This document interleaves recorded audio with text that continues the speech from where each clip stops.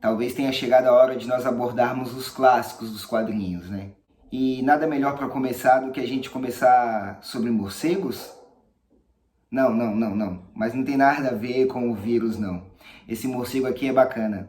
Vamos falar de HQ com filosofia?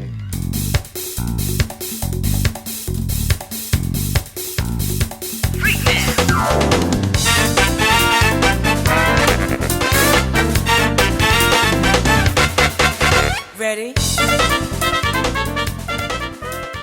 Fala pessoal, beleza? Eu me chamo Luciano, você está no canal do Lúdico, onde nós sempre tentamos trazer algumas reflexões em cima de algumas obras dos quadrinhos.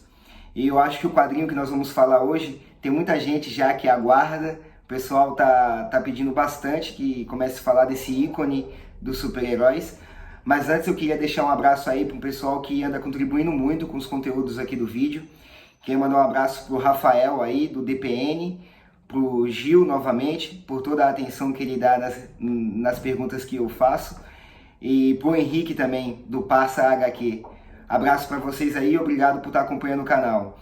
E para você que ainda não segue o canal do Lúdico, por favor siga, curta esse vídeo, compartilhe, que vai estar ajudando bastante para que os vídeos continuem sendo produzidos. Valeu? E como eu disse no início do vídeo, seria bacana se eu começasse a trazer agora alguns clássicos das histórias em quadrinhos, né?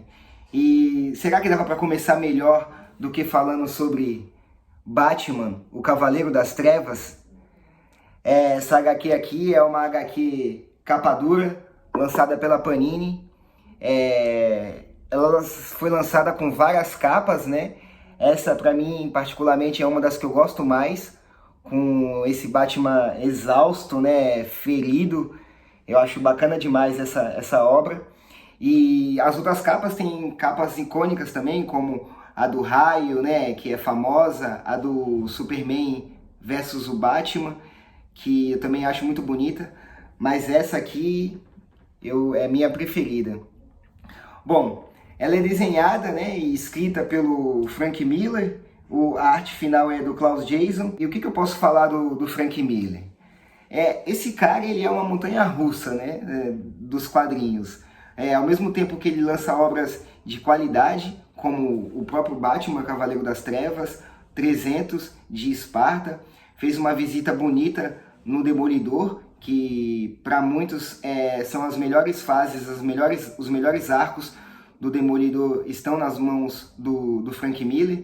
Ele fez também A Queda de Murdoch, né? Como vocês podem ver aqui, é uma obra que eu gosto muito. Mas só que o cara, ele, não sei...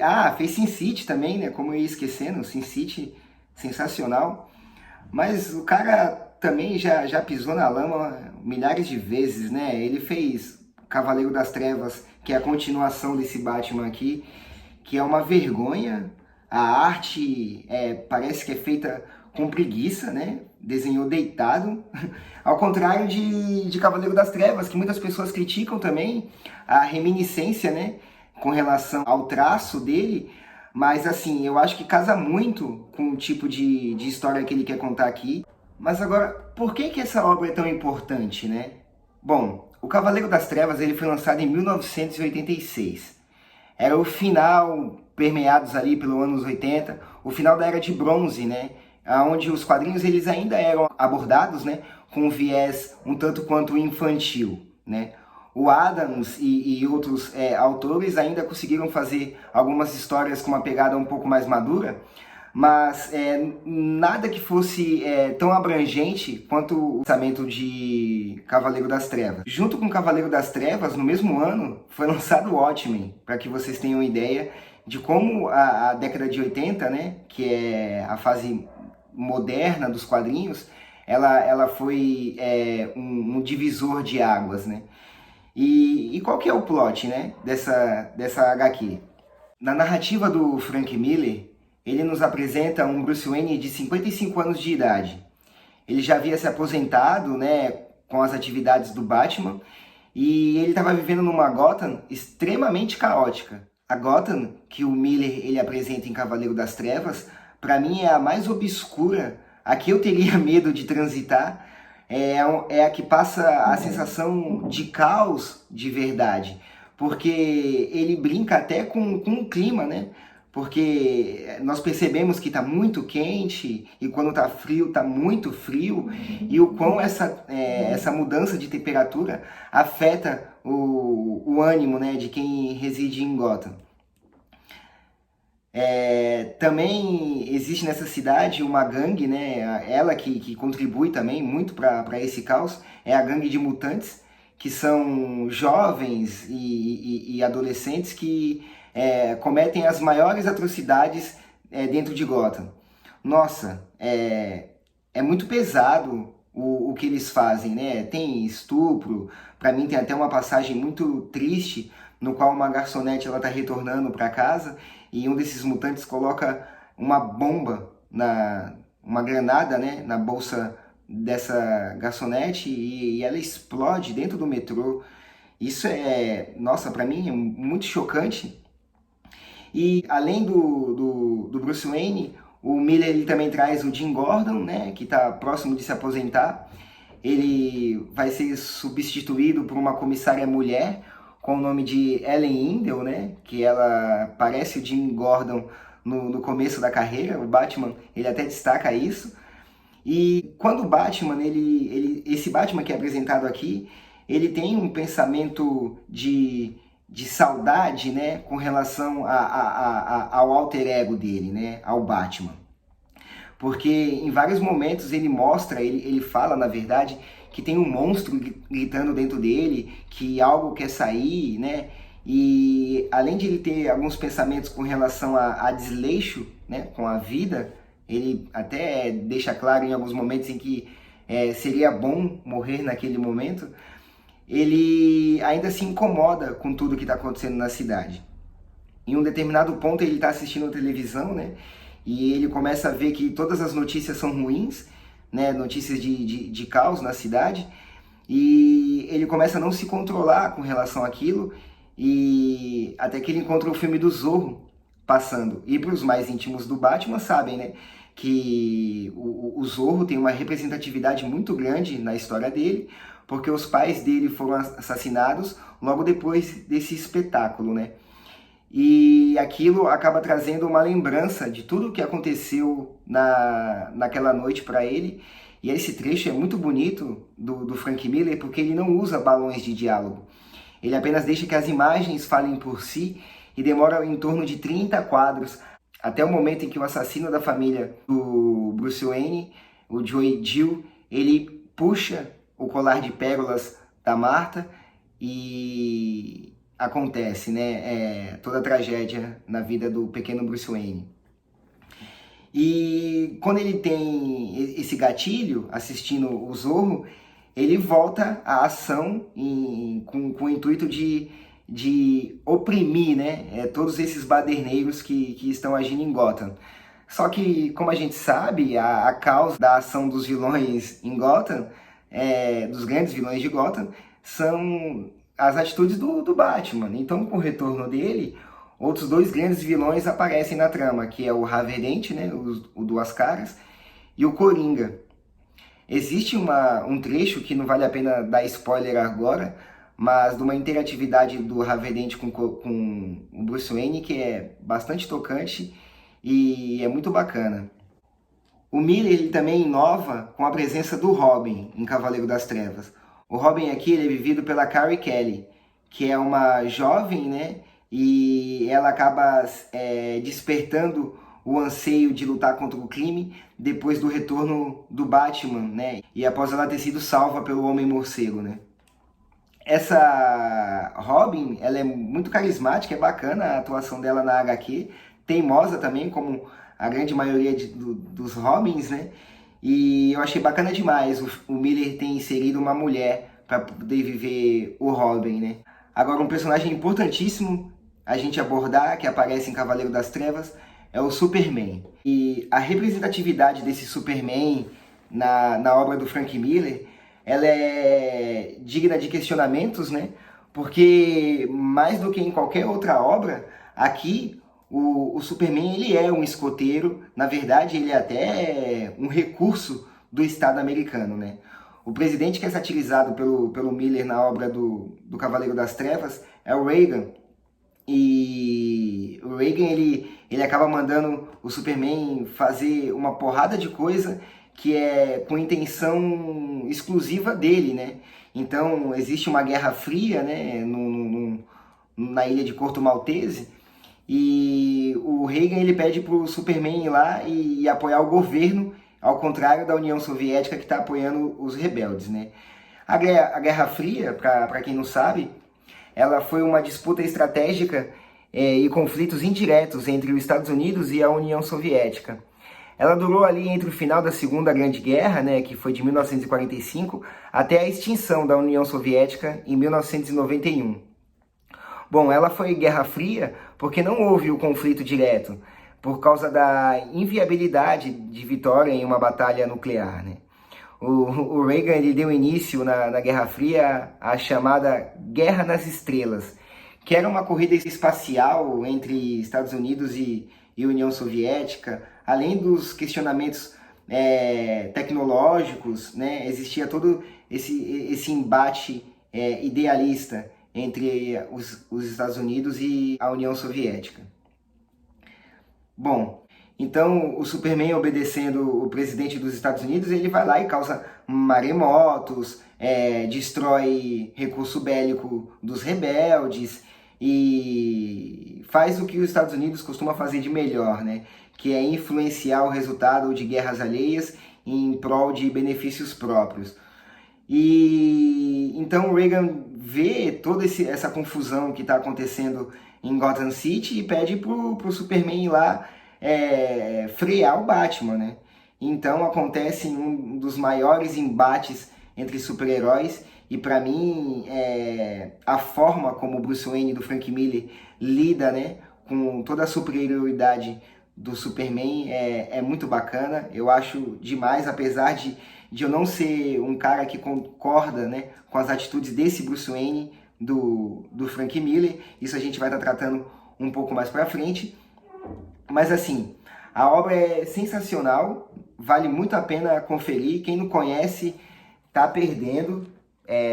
Para você que coleciona ou tem o intuito de colecionar quadrinhos, talvez não seja uma obra para início, né? Para você que está começando agora a ler quadrinhos, mas assim, se você tiver uma intimidade com a nona arte, vale a pena demais pegar o Batman Cavaleiro das Trevas. E dito isso, que tal nós fazermos a nossa análise filosófica? Para que eu valide a minha opinião de o porquê que o Batman do Frank Miller para mim não tem uma boa índole, eu preciso trazer para a discussão agora Aristóteles.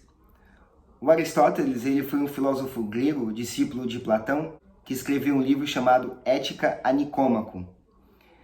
Bom, dentro da ética, o filósofo ele é o criador da perspectiva conhecida como eudaimonia. A eudaimonia, em grego, é felicidade. Para Aristóteles, a ética é responsável pela boa conduta humana, ou seja, o bem do homem e a sua vida. Mas o que é o bem? O bem ele é o propósito de algo. Para Aristóteles, tudo que cumpre a sua função é bom. Imagina comigo um lápis. Se ele tiver uma boa escrita, ele cumpre a sua função. Logo, o lápis ele é bom. Um outro exemplo pode ser uma festa, né, que está todo mundo comentando e você está ansioso para ir. Quando você chega na festa, você descobre que a festa está desanimada. Ou seja, a festa ela não é boa, porque a função principal da festa é entreter. E se a festa não causa um entretenimento, logo a festa não é boa. Vamos continuar assim, ó. Se o bem de algo é a sua finalidade, qual é a finalidade da vida humana? Para que o homem ele foi feito? Mais uma vez, Aristóteles, ele mostra que o homem ele foi feito para ser feliz. Mas só que não é uma felicidade embasada em alegrias, não. Eu estou falando de uma felicidade que é a vida com sentido, que é a satisfação plena da vontade humana, mesmo com alguns problemas. Para embasar melhor o quesito finalidade, né, que é o telos, a finalidade é telos, qual que é o telos dos olhos? Os olhos, por sua natureza, ele tem como finalidade enxergar. Sendo assim, Aristóteles ele responde para nós que a natureza do homem, aquilo que nos difere dos demais, é a razão, é a racionalidade. Ou seja, uma vida feliz é uma vida racional. E para ser racional é necessário um equilíbrio. O homem racional, ele não se rende aos extremos. Com isso, a gente pode fazer uma análise dos vícios e das virtudes. Esse equilíbrio que a racionalidade ela nos impõe, ele tem como balança os vícios e as virtudes. Virtude são todas as nossas práticas saudáveis. Por outro lado, o vício é tudo que nos faz mal. Ou seja, de um lado nós temos o excesso e do outro lado a falta. Para que nós conseguimos exemplificar isso, seria bacana se a gente usasse a coragem. A falta de coragem, ela é a covardia. E o excesso de coragem é a temeridade. Ou seja, é necessário existir um equilíbrio. Para ficar melhor entender, vamos falar da sinceridade. A falta de sinceridade é a falsidade. E o excesso de sinceridade é a indiscrição. É aquele cara que não tem pudor com relação a expor algumas coisas que são sim óbvias, né? Então daí a gente consegue identificar que a virtude ela é o equilíbrio entre o excesso e a falta de algo, né? O Aristóteles ele nos diz que nós somos seres racionais, sociais e políticos. Na nossa essência existe a política. E qual que é o telos da política, né? Qual que é a finalidade da política? É o bem comum. Então, se nós colocarmos na balança da virtude e dos vícios um político, se ele tiver o bem comum e ele visar o bem comum, ele é justo e bom. Agora, o político que visa o próprio bem, ele é mau e injusto. Sendo assim, de acordo com todo o raciocínio que nós apresentamos, o Batman ele tem por finalidade o telos fazer o bem, porque esse é um juramento que ele fez no enterro dos seus pais, no qual ele disse que ia combater o crime e se privar da utilização de armas de fogo. Porém, a partir do momento em que ele toma essas prerrogativas em prol do seu próprio bem, em prol de uma satisfação pessoal, aí sim ele está sendo injusto. E no Batman Cavaleiro das Trevas, nós vemos vários trechos onde o Batman ele pode sim tomar um outro caminho com relação a brigar a justiça, mas ele faz tomar algumas iniciativas que visam a satisfação pessoal. Como em um momento no qual ele diz que tem 7 maneiras de desarmar uma ameaça, né? Só que ele escolhe a que aleja. E ele poderia ter usado outras 2 que desarmaria o agressor sem ao menos tocar nele, né? E ele opta por deixar o cara aleijado. Em um outro trecho, ele, mesmo cansado, com toda a idade que ele tem, ele faz um esforço de carregar um desses meliantes para o alto de uma torre só para ouvi-lo gritar.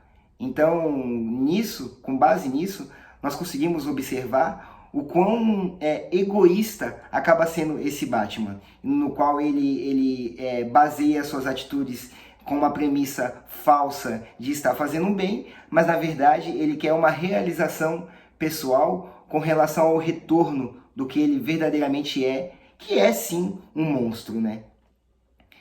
Eu espero que vocês tenham gostado, pessoal, desse vídeo. Não se esqueçam de curtir, compartilhar e dar uma força pro canal. Abraço!